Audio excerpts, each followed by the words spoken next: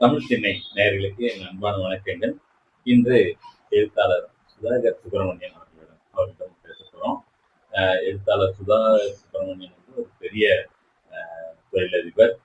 ஆனால் அதை விட முக்கியம் அவர்கிட்ட இருக்கிற ஒரு வாசிப்பு அனுபவம் தான். எல்லா புத்தக கண்காட்சியும் அவர் பார்க்கலாம். ஆயிரக்கணக்கில் புத்தகங்களை வாங்கி செல்கிறவர், அவ்வளோத்தையும் படிக்கிறவர். படிச்சு எனக்கே தெரியாத புதுசா, ஏன்னா நானே கூட கொஞ்சம் அப்டேட் ஆகாம இருப்பேன். புதிய எழுத்தாளர்கள் யார் வந்திருக்காங்க, என்ன எழுதிருக்காங்க, அவர் தான் சொல்லுவார். அப்படியான ஒரு எழுத்தாளரை இன்று நம்ம சந்திக்கிறோம். வணக்கம். வணக்கம் தொடர். உங்களுடைய முதல் சிறுகதை தொகுப்பு ஏரிக்குள் கடல், எல்லா பாராட்டையும் பெற்ற ஒரு புத்தகம். என்னன்னா, அது இல்லாத ஜானரே இல்லை எனக்கு தெரிஞ்சு. முதல் தொகுப்புலேயே இவ்வளவு பெரிய கேன்வாஸ்ல ஒர்க் பண்ணது நீங்க தான் நான் அழுத்தி சொல்றேன். எனக்கு அதுல சந்தேகமே இல்லை. ஏன்னா அறிவியல் துணை கதை இருக்கு, சரித்திர கதை இருக்கு, காதல் கதை இருக்கு, ஒரு பெண்ணிய கதை இருக்கு. அது இல்லாத ஜானர் திடீர்னு பார்த்தா ஒரு ரவுடி கதை, ஓல்டு டவுன் ஒயர்னு ஒரு சொல்றீங்க.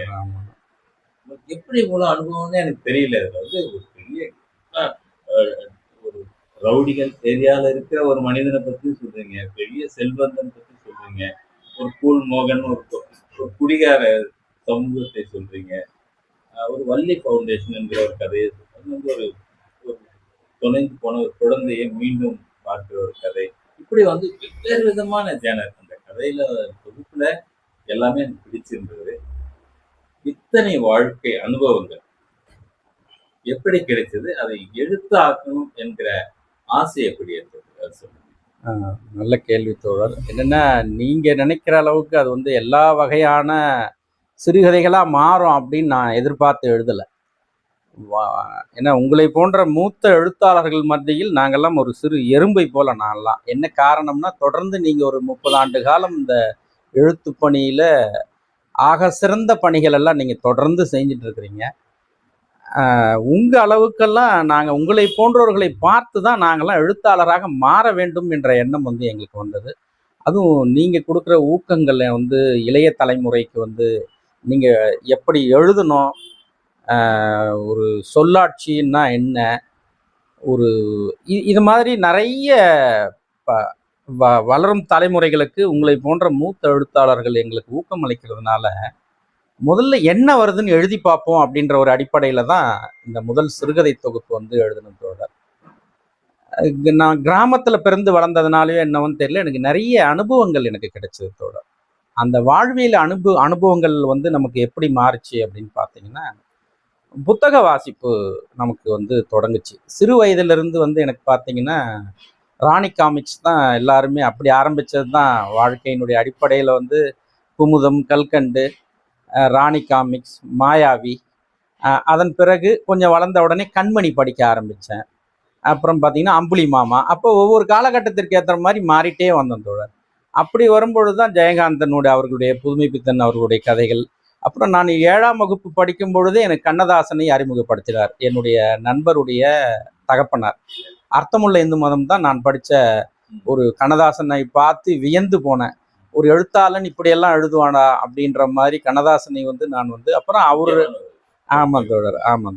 அப்புறம் அவர் மீது இருந்த பற்றுல சிறுகுடல் பட்டிக்கே நான் போயிட்டு அவர் வணங்கிய தெய்வத்தை எல்லாம் போய் நானும் வணங்கணும், நானும் ஒரு எழுத்தாளனா மாறணும் அப்படின்னு. அப்புறம் தான் தெரிஞ்சது அது வணங்கினா மட்டும் வராது, நிறைய வாசிக்கணும் அப்படின்ற ஒரு எண்ணம் நான் தெரிஞ்சுக்கிட்டேன். எனக்கு அந்த எண்ணமும் வந்தது. பிறகு நான் வந்து புத்தகங்களை வாசிக்க ஆரம்பித்தேன். தொடர்ந்து எல்லா புத்தக கண்காட்சிகளுக்கும் தொடர்ந்து பயணித்தேன். அப்போ என்னுடைய எண்ணங்கள்லாம் எப்படி இருந்ததுன்னா, முதல்ல புத்தகத்தை வாங்கணுன்ற ஒரு எண்ணத்தில் தான் வாங்க ஆரம்பித்தேன். அந்த புத்தகம் நம்ம வாழ்க்கையில் எப்படியெல்லாம் ஒரு மனிதனை மாற்றுது அப்படின்றது தான் என்ன ஆச்சுன்னா, அந்த புத்தகங்கள் ஒரு கட்டத்தில் பார்த்தீங்கன்னா என்கிட்ட ஒரு 2000 புத்தகங்களுக்கு மேலே சேர்ந்துருச்சு தோழர். அவ்வளோ புத்தகங்கள் சேர்ந்த உடனே அந்த புத்தகம் நம்மளை என்ன பண்ணுதுன்னா, ஒரு கட்டத்தில் இன்னும் இவ்வளோ புக்கு இருக்கு என்ன பண்ணுற அப்படின்னு ஒரு கேள்வி எழும்போது அது நம்மளை கேட்குது. என்னடா நீ என்ன போகிறீங்க வரீங்க புத்தகத்தை வாங்குறீங்க என்ன பண்ணுறீங்கன்னு ஒரு கேள்வி எழுது. அப்போ அந்த புத்தகத்தை வாசிக்க ஆரம்பிச்சோன்றத. இப்போ உங்களை போன்ற மேன்மக்களோட பழக நிறைய வாய்ப்பு எனக்கு கிடைச்சது. சென்னை வேலை நிமித்தமாக சென்னை வந்ததுக்கு அப்புறம் ஒரு 5-6 ஆண்டு காலத்துல வந்து பாத்தீங்கன்னா கூர் இலக்கிய அமைப்புல வந்து நான் செயல்படுறதுக்கு ஒரு முக்கியமான ஒரு வாய்ப்பு கிடைச்சது. அது சகோதரர் தமிழ்ச்செல்வன் இருக்கிறாரு, அவர் போன்ற நண்பர்கள் வந்து பிரின்ஸ் இருந்தாரு. அவர் பிரின்ஸ் வந்து முழு சுதந்திரம் கொடுத்தாரு. நீங்க தான் நடத்தணும், அதை என்ன பண்ணுவீங்க தெரியாது, அதை நீங்க இதை நடத்துங்க அந்த மாதிரி ஆரம்ப கால. ஆமாம் தோழர், உங்களுக்கு கூட நம்ம கூர் இலக்கிய வட்டத்துல ஆமா வெட்டிப்புலி கொடுத்திருந்தோம். அப்படி பேசினாரு. ஆமா நான் ஒரு திராவிட எழுத்தாளர்னு அறிவிச்சாரு. நம்ம ஆண்டுதோறும் வந்து இந்த பொங்கல் திருவிழா அன்று வந்து பெரியார் திடல்ல வந்து சிறந்த சாதனையாளர்களுக்கு தொடர்ந்து விருது கொடுக்குறாங்க. அப்படி நடக்கும்போது அந்த விழாக்கள் எல்லாம் நான் தொடர்ந்து கலந்துக்கினேன். எனக்கு ஒரு வாய்ப்பு கிடைச்சது. அந்த கூர் இலக்கிய வட்டம் தான் என்னை கூர்மைப்படுத்தியது அப்படின்னு நான் சொல்லலாம் தோழர். அப்படி என்னை கூர்மைப்படுத்தும் பொழுதுதான் உங்களை போன்ற நண்பர்களும் சிறந்த எழுத்தாளர்களையும் காணக்கூடிய ஒரு வாய்ப்பு எனக்கு கிடைச்சது. அப்போ உங்களை போன்ற பார்க்கும் பொழுது நீங்க பேசுற சொற்கள் அதனுடைய வளமை எல்லாம் பார்க்கும்போது எங்கிருந்து வருது அப்படின்னு நம்ம ஆராயும் பொழுது இது புத்தக வாசிப்பில் இருந்து தான் வருது அப்படின்றத நான் தெளிவா தெரிஞ்சுக்கிட்டேன். அப்போ நான் தொடர்ந்து வாசிக்க ஆரம்பிச்சிட்டேன். அப்போ நம்ம ஜானகிராமன் அவர்களை தொடர்ந்து வாசிக்க ஆரம்பித்தேன். மோகமுல் ஜானகிராமன் அவருடைய, அப்புறம் தஞ்சை பிரகாஷ் அவருடைய சிறுகதையெல்லாம் எனக்கு கள்ளம்னு கூட அவருடைய தொடர் ரொம்ப அழகான ஒரு யாரும் தொடாத ஒரு சப்ஜெக்ட். அது ரொம்ப அந்த காலகட்டங்களில் வந்து ரொம்ப அழகான ஒரு சப்ஜெக்ட். அவருடைய நவீன இலக்கியங்களில் பார்த்தீங்கன்னா யுகபாரதி போன்றவர்களுடைய கவிதை தொகுப்புகள், அவர்களுடைய இயல்பு நடை, எழுத்து நடையெல்லாம் ரொம்ப கவர்ந்தது தொடர். அப்போ நம்ம இதையெல்லாம் நம்ம ஏன் செய்யக்கூடாதுன்னு தொடர்ந்து வாசிக்க ஆரம்பித்தேன்.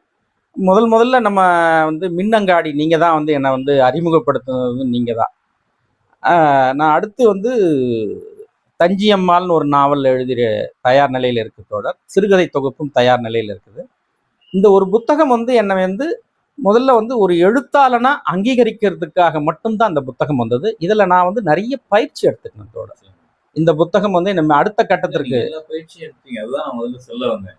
சந்திரகுலம் எடுத்துக்கிட்டேன். ஆமாம் தோழர். எப்பேற்பட்ட ஒரு அறிவியல் புனைக்கதை அது.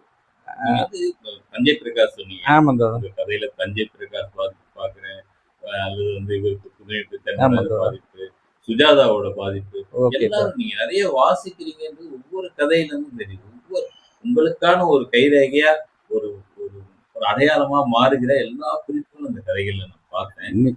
சந்திரகுலம் எனக்கு ரொம்ப பிடிச்ச கதை. ஆமா, நீங்க அது நிறைய சயின்டிபிக் ஸ்டோரிஸ் பார்த்தபோது அவர் வந்து சொன்னாரு, கண்மணி குணசேகரன். ஆமா தோழர், அவர் அண்ணன் கண்மணி குணசேகரன் நீங்க உங்க மூலியமா தான் அறிமுகம். பட் அவர் கூட எனக்கு கிட்டத்தட்ட ஒரு 1/2 மணி நேரத்திற்கு மேல ஒரு கதையை பற்றி எப்படின்றது வந்து நிறைய இதை போற மூத்த எழுத்தாளர்களுடைய அறிவுரைகளும் உங்களுடைய வழிகாட்டுதல் இருந்தால் நான் அடுத்த கட்ட என்னுடைய படைப்புகளை எப்படி கொண்டு வரணும் அப்படின்றது. இப்போ 2வது படைப்புலாம் பார்த்தீங்கன்னா ரொம்ப நிதானமாக தான் நான் எழுதி முடித்தேன். காரணம் என்னென்னா, ஒரு எழுத்தினுடைய சொல்லாட்சி எப்படி இருக்கணும்ன்றது வந்து எனக்கு புரிய ஆரம்பிச்சு. ஆமாம் தோழர், கிட்டத்தட்ட நான் நிச்சயம் தோழர் உங்க வாழ்த்துக்களோட அது நன்றி தோழர். அடுத்து என்ன கதை இப்போ தஞ்சியம்மாள் அப்படின்னு ஒரு பெண்ணிய நாவல் தோழர். ஒரு கிராமத்து பெண்ணினுடைய கதை அது. அவங்க புரட்சிகரமான பெண்ணா எப்படி மாறினாங்க அப்படின்றது தான் அந்த தஞ்சியம்மாள் நாவலினுடைய சாராம்சம். அது ரொம்ப நல்லாவே வந்திருக்குது. இந்த கதையை வந்து நான் தோழர் யூமா வாசிகி அவர்கள்கிட்ட ஒரு 10-15 ஆண்டுகளுக்கு முன்னாடி இந்த கதையை நான் பேசினேன். அவரு தான் இந்த கதையை முதல்ல நீங்க எழுதுங்க, இதை எப்படி இந்த கதையை ரொம்ப அழகா இருக்குது. ஏன்னா நானும் அவரும் ஒரு பயணம் பண்ணும் பொழுது அவர்கிட்ட இந்த கதையை சொன்னேன். அவர் என்கிட்ட ஒரு 15 ஆண்டுகளுக்கு முன்னாடியே இதை சொன்னாரு, நீங்க உடனே எழுதுங்க, இது ஏன் தாமதப்படுத்துறீங்க அப்படின்னாரு. 15 ஆண்டுகள் இல்ல தோழர், அவர் சொன்னது 15 ஆண்டுகளுக்கு முன்னாடி சொன்னாரு. அவருக்கு இந்த கதையை பற்றி ஒரு சுருக்கம் சொல்லியிருந்தேன். அவர் ரொம்ப அழகா இருந்தது, நீங்க எழுதுங்க தொடர் அப்படின்னு சொன்னாரு. அது நான் இப்போ 1 ஆண்டுகளுக்கு முன்னாடி தான் அதை எழுத ஆரம்பிச்சேன். ரொம்ப நிதானமா எழுதணும் அப்படின்ற தன்மை வந்து எனக்கு ஏன் வந்ததுன்னு, அந்த முதல் புத்தகம் கொடுத்தது அனுபவங்கள் வந்து எனக்கு அடுத்த படைப்புகள் வந்து நம்ம ஆமா சமூகத்திற்கு ஒரு நல்ல படைப்பா கொடுக்கணும். உங்களை போன்ற இப்ப படை வீடு நாவல்கள்லாம் வந்து புகழ்பெற்ற நாவல். உங்க நாவல்கள்ல பல இப்போ வெட்டுப்புலிலாம் உங்க உங்க பேர் சொல்லணும்னாவே வெட்டுப்புலின்னு தான் சொல்லுவாங்க. அது மாதிரி படை வீடு நாவல் பார்த்து தான் நான் இதில் வந்து பார்த்தீங்கன்னா ஒரு ஒரு கதை எழுதியிருக்கிறேன். அதெல்லாம் உங்களுடைய தாக்கம் தான், மூத்த எழுத்தாளர்களுடைய தாக்கம் தான் நமக்கு வந்து இந்த மாதிரியான நுட்பங்களை கற்றுக் கொடுத்தது தோழர். நான் இன்னமும் கற்றுட்டு தான் வரேன் தோழர். இப்போ தான் நான் ஆரம்பிச்சிருக்கிறேன் என்னுடைய எழுத்து பணியை, இப்பொழுது தான் நான் ஆரம்பிச்சிருக்கிறேன். பிழைகளாக இருந்தாலும் அதை நீங்கள் சுட்டி காமிக்கும் பொழுது நான் அதை திருத்தி அடுத்த கட்டத்திற்கு நகர்றதுக்கு உங்களை போன்றவர்கள் எனக்கு உதவியா இருக்கு. நீங்க ஒரு பெரிய அங்கீகாரம் பெறணும், நிச்சயம் தோழர், வாங்கணும் என்ற ஒரு பக்கம் இருந்தாலும் நீங்கள் ஏற்கனவே நிறைய எழுத்தாளர்களுக்கு விருதுகள் வாரி வாரி வழங்கியவர். ரோட்டரி சங்கங்கள் மூலமா வழங்கியிருக்கீங்க, ஊர் அமைப்பு மூலமா வழங்குறீங்க, பெரியார் திடல்ல நடத்துற அந்த அமைப்பு மூலமா வழங்குறீங்க. விருதுகள் வழங்கி நிறைய அனுபவப்பட்டவங்க. விருதுகள் பற்றி நீங்க என்ன நினைக்கிறீங்க? விருது ஒரு அங்கீகாரமா ஒரு எழுத்தாளனுக்கு ரொம்ப அவசியம்? நிச்சயம் வேணும் தோழர், ரொம்ப அவசியம் தோழர். என்ன காரணம்னா தோழர், நான் நிறைய உலக நாடுகளில் நிறைய பயணம் பண்ணுறேன் தோழர். நான் இது வரைக்கும் ஒரு 34-35 நாடுகளுக்கு பயணம் பண்ணியிருக்கிறேன். இங்கே மேற்கத்திய நாடுகளில் இருக்கிற வரவேற்பு எழுத்தாளனுக்கு வந்து நம்ம தமிழகத்திலையும் இந்தியாவிலையும் வந்து போற்றப்படுவதே இல்லை. அது மிகப்பெரிய வேதனையான விஷயம் தோழர் அது. அப்போ எனக்குள்ளே ஏற்பட்ட சிந்தனை என்னன்னு பார்த்தீங்கன்னா, இப்போ எழுத்தாளர்களை நம்ம கொண்டாடணும். இங்க புதுமைப்பித்தன்லாம் பார்த்தீங்கன்னா வாடற வரைக்கும் அவர் யாருன்னே பெரிய அளவுல கொண்டாடப்படவே இல்லை. எவ்வளவு துன்பத்துல இருந்தாரு உங்களுக்கு தெரியும். அவ்வளவு ஒரு வறுமையில இருந்தாரு. இப்போ பிரபஞ்சன் ஐயா அவர்களை பார்த்தீங்கன்னா கூட எவ்வளவு நம்ம எப்படி பாருங்க. அப்போ நம்ம கண் முன்னாடி எத்தனையோ எழுத்தாளர்கள் வந்து இந்த மாதிரி அவர்கள் மறைவிற்கு பிறகு கொண்டாடி என்ன பிரயோஜனம் தோழர்?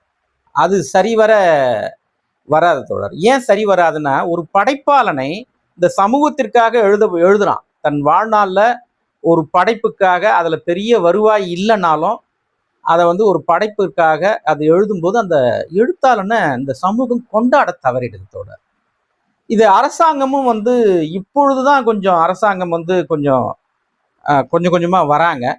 பட் அரசாங்கமும் முன்னெடுத்து எழுத்தாளர்களை வந்து கொஞ்சம் அதிகமா ஊக்குவித்து அவர்கள் சமூகத்தினுடைய தூண்கள் அப்படின்றத வந்து அவங்களும் அங்கீகரிக்கணும்ன்றது தான் என்னுடைய ஆசைத்தோட.